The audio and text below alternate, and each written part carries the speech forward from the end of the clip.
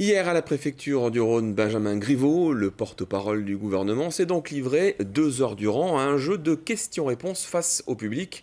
300 personnes qui ont participé à ces rencontres du porte-parole. C'est le nom de cette nouvelle forme de communication politique. Jean Perrier et Daniel Pajanque. Invité.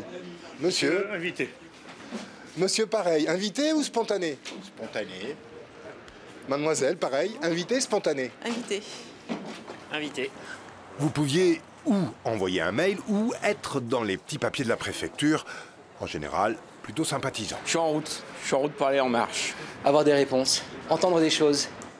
Il est un peu plus de 18 h, le public s'installe, il y a des habitués du salon d'honneur, mais beaucoup de premières fois. La parité homme-femme, en coulisses, on se prépare. Si vous n'aimez pas faire œuvre de pédagogie, si vous n'aimez pas le contact avec les gens, il faut sans doute changer de vocation. On est assez d'être prise continuellement pour une vache à lait. Et paf, au premier micro tendu, premier grincheux entendu. Le candidat, appelons-le comme ça, prend les questions par paquet de 3-4, et il y a eu de tout. Est-ce que la flat tax sera appliquée à la crypto-monnaie? Nous aider sur la transformation de camions frigo en abri d'urgence pour les sans-abri. Le dossier, j'ai pas de doute que vous l'ayez transmis. Éventuellement, vous l'avez? Je n'osais pas le demander, mais je soupçonnais que vous puissiez être venu avec.